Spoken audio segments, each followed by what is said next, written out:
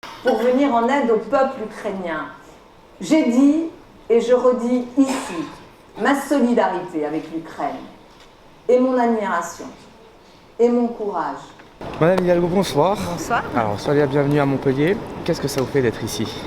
D'abord, je suis très heureuse d'être dans cette belle ville dont le maire est un ami, quelqu'un qui compte beaucoup pour moi, Michael Delafosse, qui compte aussi beaucoup, bien sûr, dans mon équipe de campagne. Et puis ce soir, on va se réunir avec beaucoup d'élus, beaucoup de maires. On va bien sûr parler de cette situation européenne, internationale, qui est très particulière, très dure, dramatique, et du soutien au peuple ukrainien.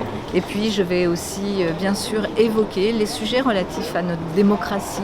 Il faut savoir que les Ukrainiens, c'est des gens intègres, c'est des gens qui sont honnêtes et qu'aujourd'hui, ils se battent pour leur pays, pour leur peuple. Aujourd'hui, nos fils, nos maris, nos hommes, ils meurent pour leur famille, pour notre pays. Vous comprenez bien à travers le témoignage qui vient de nous être livré d'une maman ukrainienne qui est dans l'angoisse du sort des siens, demeurée dans son pays, que le rassemblement de ce soir ici à Montpellier prend une tournure très singulière. Nous sommes aussi à une date symbolique qui est la date des lois de fer, qui étaient les lois de décentralisation dans notre pays. En 81, le gouvernement mis en place par François Mitterrand, première grande victoire de la gauche républicaine dans notre pays, des lois de décentralisation, et on va pouvoir parler ici de la nouvelle étape aussi qu'il faudra franchir pour notre démocratie. Nous avons simplement rompu avec 200 ans de centralisation. Avec les lois de décentralisation, nous avons transformé le sens de l'histoire.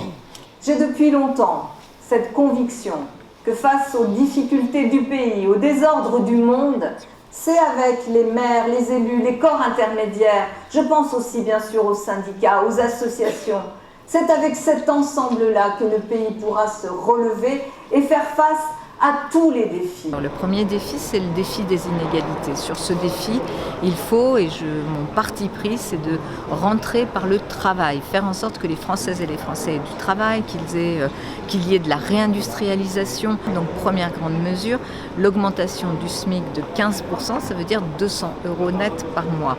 Ça veut dire aussi cette lutte contre les inégalités, travailler sur deux grands piliers de services publics que sont l'école et l'hôpital.